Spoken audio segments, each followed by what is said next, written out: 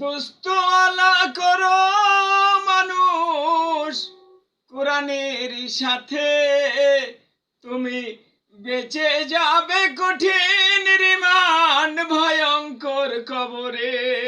মানুষ দোস্তানা করো মানুষ কোরআনের সাথে,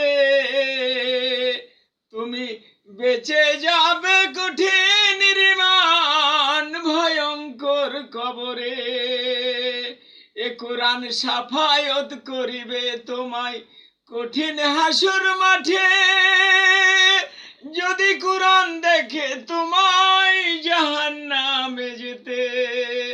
মানুষ দোস্তানা করো তুমি কোরআনের সাথে, মানুষ দোস্তানা করো তুমি কোরআনের সাথে।